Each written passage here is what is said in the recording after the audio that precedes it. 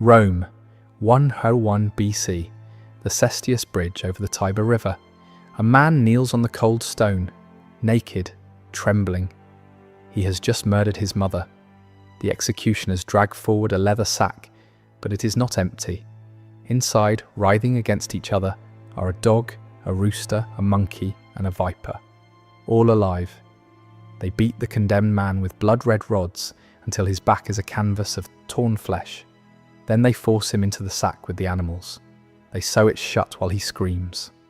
The dog tears at his skin, the monkey claws at his eyes, the snake strikes again and again, injecting venom into his convulsing body, and while he drowns in agony, they hurl the sack into the river. Cicero himself explained the logic behind this punishment. Let him be denied sky, sun, water, and earth. Let he who killed the one who gave him life be deprived of all those things from which life itself derives. Each animal was chosen for its symbolism. The dog represented shamelessness, the rooster, arrogance, the monkey, malice, and the viper, the venomous hatred he harboured toward his own blood. His body would never be buried. His soul would never find peace. This was called Poena Cullei, the punishment of the sack. And this is not fiction. It appears in the 12 Tables, Rome's oldest legal code, dating back to 450 BC. But the sack was only the beginning. Rome perfected 12 methods of torture designed to destroy the body, the spirit, and sometimes even the memory of its victims. Not the gladiators, not the beasts of the Colosseum. You already know those stories. Today you will witness what Rome did outside the arena. The punishments reserved for traitors, deserters, parricides, and impure Vestals. What your history teacher never mentioned. What Hollywood would never dare show. I am crown and dagger. And here there is no censorship. Only the truth Rome wanted you to forget. If you want history without filters, hit like and subscribe now. Because what comes next makes the Colosseum look like a children's show, and this raises a question. Why did Rome invent such elaborate punishments? Because simple death was never enough. Every torture was designed to send a specific message. The crime determined the punishment, and the punishment had to be unforgettable. The philosopher Seneca understood this after witnessing executions firsthand. He wrote, "I come home more greedy, more cruel, more inhuman, because I have been among humans." This was not justice. This was propaganda written in human flesh. Let us begin with how Rome executed those who betrayed her. From the top of a cliff in the very heart of the city, where the screams of the falling could be heard by senators and citizens alike, the Tarpeian Rock stood on the southern summit of the Capitoline Hill, rising approximately 80 feet above the rocks below. It overlooked the Roman Forum, the beating heart of civic life, where senators debated and citizens gathered. For Romans, there was no more symbolic place to die. The rock was named after Tarpeia, a young woman who allegedly betrayed Rome to the Sabines during the city's earliest days. She agreed to open the gates in exchange for what the soldiers wore on their arms, meaning their golden bracelets. Instead, they crushed her beneath their shields, teaching Rome its first lesson about the price of treachery. From that moment forward, the Tarpeian Rock became the designated execution site for traitors. The procedure was brutally simple. The condemned would be led to the cliff's edge, while crowds gathered below to watch. Then, without ceremony, they were thrown from the precipice. Their bodies shattered on the rocks, in full view of the Forum, a visceral reminder to every Roman citizen of what awaited those who betrayed the state. The historian Livy records that in 384 BC, Marcus Manlius Capitolinus, once a hero who had saved Rome from a Gallic invasion, was hurled from the rock after being accused of aspiring to kingship. His crime was not merely ambition, but betraying the republican values Rome held sacred. The symbolism was deliberate and devastating. Traitors were literally cast out from the centre of Roman society. Their broken bodies left where citizens could see them, denied proper burial, and thus denied peace in the afterlife. Archaeological evidence suggests that the area below the cliff accumulated so many human remains over the centuries that it required periodic clearing. Emperor Claudius reportedly attended these executions personally, taking what Seneca described as perverse pleasure in examining how the bodies had landed. But the Tarpeian Rock was reserved for Roman citizens who betrayed their own. For slaves, foreigners, and the lowest criminals, Rome had devised something far more prolonged and agonizing.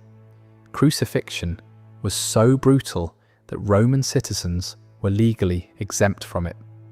This punishment was reserved for those Rome considered beneath human dignity: slaves, pirates, rebels, and enemies of the state. The condemned would first be stripped naked and scourged with whips embedded with bone and metal until their backs were unrecognizable. Then they were forced to carry the crossbeam, called the patibulum, through the streets to the execution site, collapsing under its weight while crowds jeered and spat upon them. At the site, executioners would drive iron nails through the wrists and feet, or sometimes bind the victim with ropes designed to prolong suffering. The cross was then raised, and the condemned was left to die. Death came slowly, usually from exhaustion and asphyxiation, as the victim struggled to push upward to breathe. The process could take hours, sometimes days. Roman executioners developed specialized techniques to extend the agony, including a small seat called a saddle that prevented victims from suffocating too quickly. Seneca, who witnessed many crucifixions, wrote, "I see crosses there, not just of one kind, but made in many different ways. Some have their victims with head down to the ground, some impale their private parts, others stretch out their arms." The most infamous mass crucifixion occurred in 71 BC, after Spartacus's slave rebellion was crushed. The general Marcus Licinius Crassus ordered approximately 6,000 captured rebels crucified along the Appian Way, the main road from Rome to Capua. For 200 kilometers, travelers passed thousands of dying men, their agony deliberately prolonged by skilled executioners. Plutarch recorded that the bodies remained on their crosses until they rotted away, a warning that persisted long after the screaming had stopped. The message was unmistakable. This is what becomes of those who raise arms against Rome. While crucifixion punished external enemies, Rome had developed something equally terrifying for its own soldiers who failed in battle. And this punishment forced brothers to kill brothers. Decimation. The word itself comes from the Latin decimare, meaning to take a tenth. When a legion showed cowardice, mutiny, or catastrophic failure in battle, they faced collective punishment designed to maximize psychological devastation. The process was methodical and merciless. Soldiers would be divided into groups of 10, often men who had trained together, fought together, eaten together for years.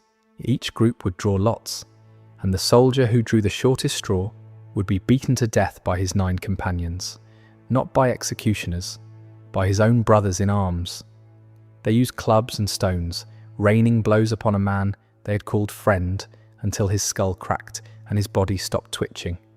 The centurion Titus Pullo described it as a lesson written in blood that no soldier ever needed twice. The survivors faced additional humiliation.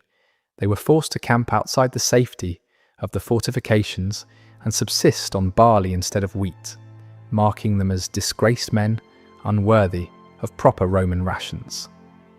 One of the most documented cases occurred in 71 BC, the same year as Spartacus's defeat, when a legion under Mummius engaged the rebels against orders and suffered defeat. Crassus revived this ancient punishment which had fallen out of common use. 500 men died at the hands of their comrades that day, their screams echoing across the camp as a lesson to the remaining legions. The military writer Frontinus noted that units which had been decimated often became Rome's fiercest fighters in subsequent battles, desperate to redeem themselves and eliminate the stigma of their punishment. The poet Lucan captured the horror in his epic Pharsalia. Chance became the arbiter of doom, and on the hazard of the lot depended death. The psychological impact was so severe that some soldiers reportedly chose to end their own lives rather than participate in killing their comrades. Others formed blood bonds, pledging not to survive if one of their group drew the fatal lot. Desperate attempts to preserve their humanity within an inherently dehumanizing system. But decimation, as terrible as it was, still offered 9 out of 10 soldiers' survival. For individual military failures, Rome had devised something with no chance of escape. Fustuarium, the punishment of the clubs, awaited soldiers who abandoned their posts, lost their weapons, or showed individual cowardice in battle. The condemned soldier would be led before his assembled legion, every man he had served beside forced to witness what came next. The tribune would lightly touch him with a cudgel, a ceremonial gesture that served as the signal. Then every soldier fell upon him with clubs and stones.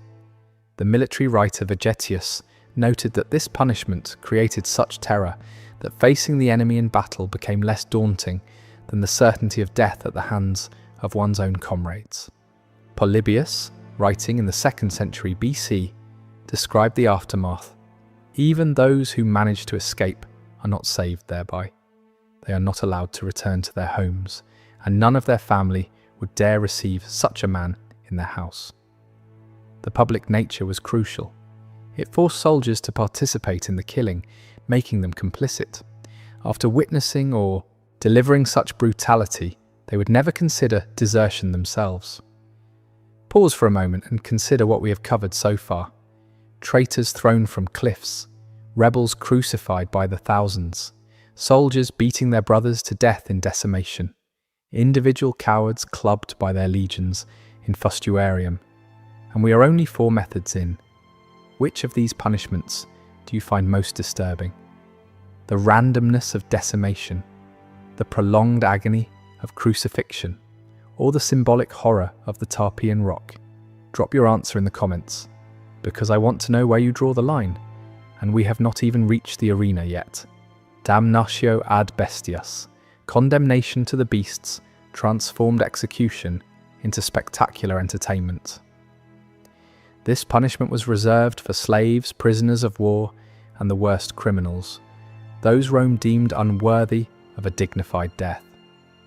The Colosseum's underground network, called the Hypogeum, contained 32 animal pens and 80 vertical shafts.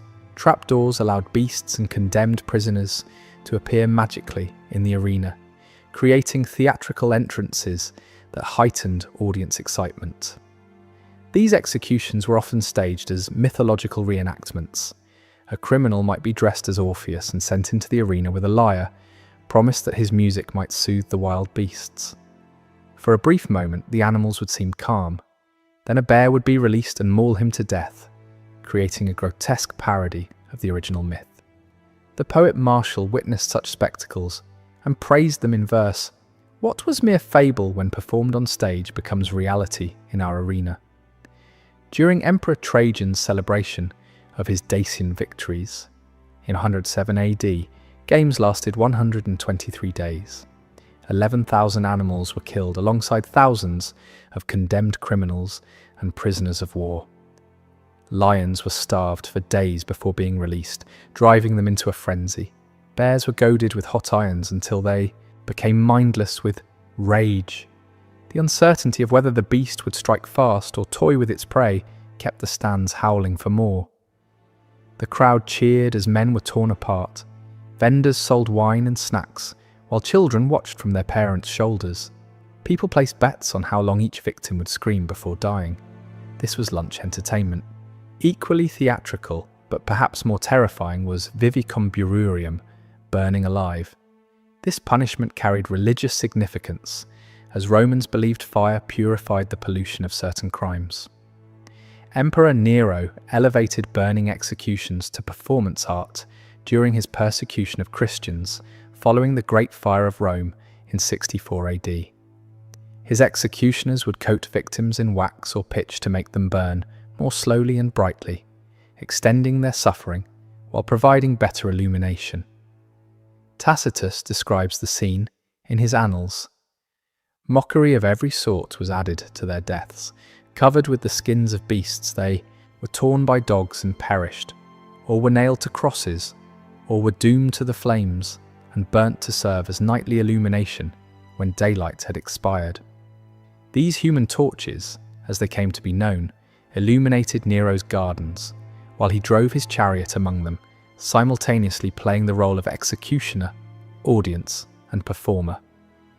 The site of these burnings, Nero's gardens on Vatican Hill, ironically later became the location of St. Peter's Basilica, transforming a place of Christian martyrdom into Christianity's most sacred site. For crimes requiring spectacular destruction of the body, Rome employed pulveratio, death by crushing. Elephants, trained to kill with agonizing precision, became instruments of exotic punishment. Pliny the Elder described their capabilities. They can be taught to walk ropes, to throw missiles, and even to kill on command, crushing a man limb by limb as directed by their handler. This controlled destruction allowed executions to be prolonged for maximum entertainment value. The condemned would be forced to fight the beasts with minimal weapons before inevitably being crushed beneath feet that could exert thousands of pounds of pressure. During the Punic Wars, captured Carthaginian generals faced death beneath the very war elephants they had once commanded against Rome. Some prisoners were dressed in enemy armour, allowing the elephants, trained to attack specific colours in battle, to enact miniature recreations of Roman military victories. The writer Aelian recorded one execution that went spectacularly wrong. An elephant refused to kill a condemned man who had once been its keeper, trumpeting in protest instead. The crowd, moved by this display of animal loyalty, demanded the man's pardon. Emperor Claudius reluctantly granted it, demonstrating how even execution as entertainment could sometimes yield unexpected mercy. But for those Rome truly wanted to erase, physical death was insufficient. They needed to destroy something more fundamental: memory itself. Damnatio memoriae, condemnation of memory, struck at what Romans feared more than death: oblivion. When the Senate decreed this punishment, it ordered the systematic erasure of the condemned from history. Statues would be destroyed or recarved with new faces. Names were chiselled from inscriptions. Wills were invalidated. Even mentioning the person's name could become illegal. The poet Horace captured Roman obsession with legacy when he wrote "Non omnis moria," "I shall not wholly die," expressing hope that his works would survive him. Damnatio memoriae sought to extinguish precisely this hope. Emperor Domitian suffered this fate after his assassination in 96 AD. The Senate ordered his statues destroyed or reworked, his name scratched from public monuments, his coins melted down. Officials meticulously worked to remove all trace of his existence, as if he had never ruled Rome at all. Archaeological evidence of this erasure remains visible today. In the Roman Forum, inscriptions bearing Domitian's name show clear evidence of deliberate damage. The paradox is haunting. We know about these erased individuals precisely because the effort to remove them was so thorough that it became noteworthy. The conspicuous absence became a presence of its own. Now we return to where we began, but with the full horror revealed. Poena Cullei, the punishment of the sack, was reserved almost exclusively for parricides, those who murdered their parents or close relatives. For Romans, this crime represented the ultimate betrayal of pietas, the sacred duty owed to one's family and ancestors. The ritual had ancient origins in the 12 Tables, Rome's earliest legal code. The condemned would first be beaten with blood-coloured rods, then sewn into a leather sack alongside the 4 symbolic animals: the dog for shamelessness, the rooster for arrogance, the monkey for malice, and the viper for venomous hatred. This macabre ensemble would then be thrown into the Tiber River or the sea. The punishment denied the condemned contact with the fundamental elements of creation. No earth for burial, no air to breathe, no water to drink, symbolically removed from the sun's light upon being sealed in the sack. Cicero, arguing a famous parricide case, explained the philosophy.